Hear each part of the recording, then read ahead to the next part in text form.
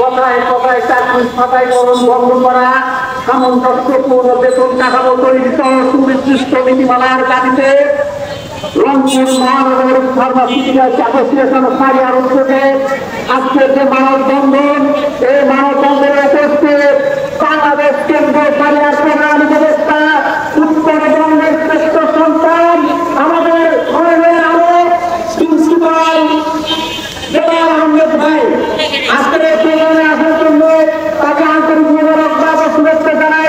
এখানে আরো উপস্থিত আছেন মিডিয়া কর্মী ভাইয়েরা, সাংবাদিক ভাইয়েরা, এনএসআই, টিএসপি, পুলিশের বিভিন্ন পর্যায়ের কর্মকর্তা ভাইয়েরা, আরো উপস্থিত আছেন রংপুর মহানগর পরিবার সমিতিতে সাধারণ সম্পাদক মহাসভাপতি ভাই সহ আমার সামনে বরিষ্ঠ আসসালামু আলাইকুম ওয়া রাহমাতুল্লাহ। প্রিয় ভাইরা, আমরা আজকে এখানে খোলা ময়দানে দাঁড়িয়েছি, এটা আপনারা সকলেই জানেন। আমরা আমাদের নামের শেষে আমাদের পজিটিভ অফিসার হলেও আমাদের কাজ করবে কোনো অফিসার নেই, আমাদের বসার কোনো চেয়ার টেবিল নেই। আমরা সকাল 8:30টায় শিলবাড়ি দাঁড়িয়ে শুধুমাত্র দুপুর 1টা থেকে 2:30-3টা পর্যন্ত একটু মাছ চাইতে পাই, তারপর চলে একদম রক্ত পানি করার কাটুনি। 12টার পরে আমরা বাসায় ঢুকি, বাসায় গিয়ে দেখি বাচ্চা ঘুমায় গেছে। সকালবেলা বাচ্চা, শিশু বাচ্চা পর্যন্ত তার বাবার দেখা পায় না। এত কষ্ট করার পরেও আমরা সঠিকভাবে বেতন দিয়ে দিয়ে ইনসাইটেড করে কিছু পাই না। এই করোনা মহামারীতে আপনারা জানেন সবচাইতে সেবামূলক কাজ আমরা করিয়েছি। মেডিকেলে, ইনডোরে, আউটডোরে যে যেখানে অসুস্থ অবস্থায় ছিল, আমরা সেই করোনা আক্রান্ত ভাইয়ের কাছে ওষুধ ঠিক মতো পৌঁছে দিয়েছি। কিন্তু এই সকল কোম্পানি, ওষুধ কোম্পানিগুলো আমাদের দিয়ে ব্যবসা করিয়ে তারা কোটি কোটি থেকে কোটি কোটি হয়েছে, আমাদের রক্ত চুষে নিয়েছে, আমাদের কোনো করোনা ভাষা পর্যন্ত দেয় না। আমরা এমন পরিশ্রম করে শুধু বাংলাদেশের, আমাদের বাংলাদেশ বিশ্বের সকল রাষ্ট্রে 8 ঘন্টার বেশি কর্মঘণ্টা নাই, যদিও থাকে সেখানে কত কত সম্মান দেওয়া হয়, ঘন্টা অনুযায়ী। আমরা যদি বাংলাদেশের গার্মেন্টস সেক্টর, বিভিন্ন শিল্প সেক্টর দিকে তাকাই, নীতিমালা রয়েছে।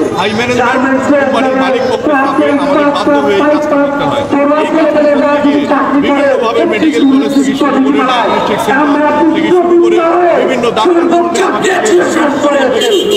সবাই কাছে আমাদের শিকার। বাংলাদেশের ম্যাক্সিমাম জায়গায় আর্মি থেকে শুরু করে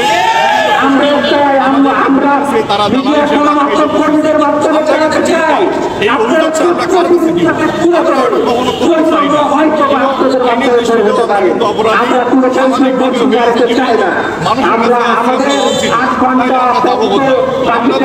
মানুষের কাছে এক নিমিষের মধ্যে আমাদের চাকরি।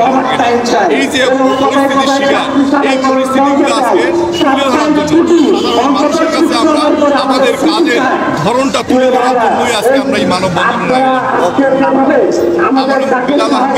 এই সংগঠনের প্রধান উপদেষ্টা হিসেবে আমাদের পাশে থেকে এই আন্দোলনকে, এই মানববন্ধনকে ব্যবহার করে কষ্ট করে আমি আমার কথা শেষ করছি। আসসালামু আলাইকুম ওয়া রাহমাতুল্লাহ।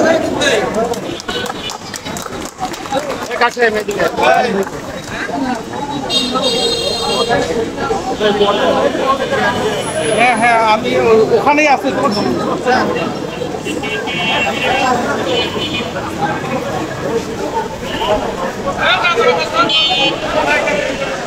আসলে আপনারা জানেন যে ফার্মাসিউটিক্যাল রিফর্ম অ্যাসোসিয়েশনে যারা কাজ করি আমরা রিপ্রেজেন্টেটিভরা, আমরা টানা 16 ঘন্টা পর্যন্ত কাজ করি এবং এই 16 ঘন্টা কাজের মাধ্যমে আমরা যে আমাদের প্রাপ্য মজুরি এটা সঠিকভাবে পাই না।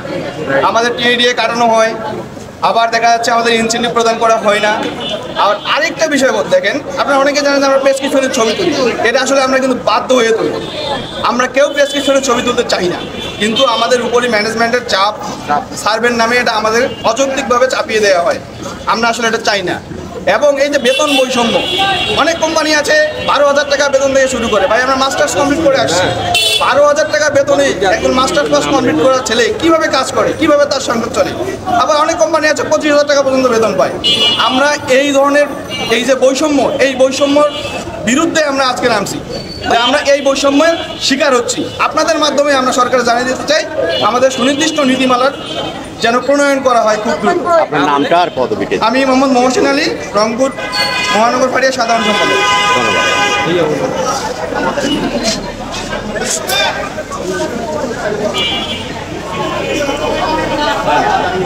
আপনারা কিসের জন্য দাঁড়াইছেন বলেন? প্রিয় ভাইয়েরা, আপনাদের সামনে এই মুহূর্তে কথা বলবে আমাদের